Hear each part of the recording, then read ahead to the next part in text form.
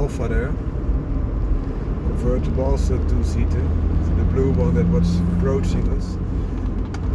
I like my two-seater convertibles to be, how do you say that?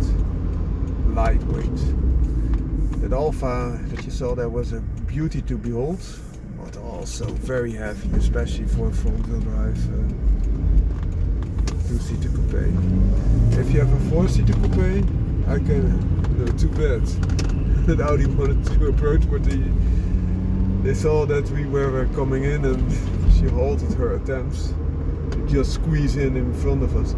But if you have 4 seats, then of course you can deal also with a little bit more weight, because you also have the functionality to seat up to 4 people. But for only a two-seater, I love them very light. So for example, this is the Roadsters Convertibles, 830 kilograms, Roadsters 700 to 800 kilograms.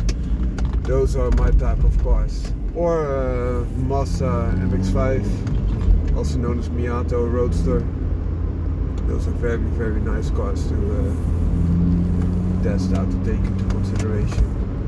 It might be that you're looking for something completely different, but for me this is a nice weight, because you only see 2 people, and with that in place you don't have enormous costs, not enormous damage being done. Also two-seater is more suited for track use.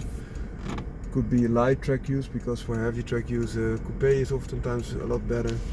But there's something to take into consideration. Those heavy 4-seaters are often not as a convertible for track use. So you have a little plating that you can use without breaking the bank, so to say. And you also don't need excessive amounts of power, because your car is light to begin with. So that's a good starting point, in my opinion at least.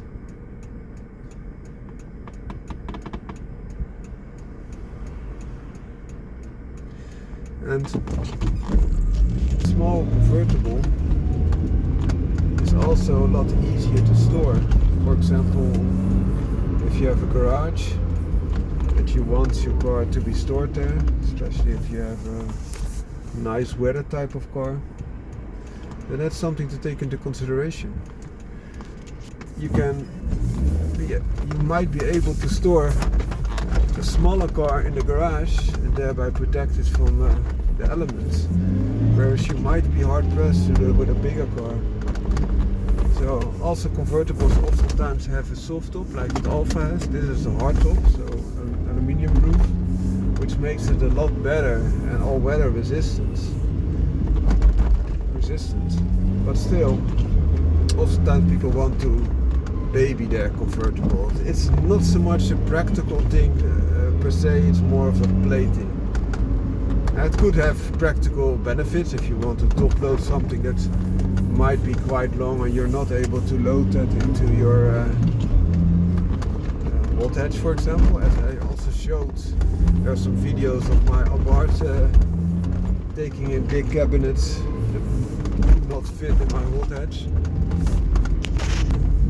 That's something that might add practicality, but it's not a practical car per se, so to say. Little Mini coming in there.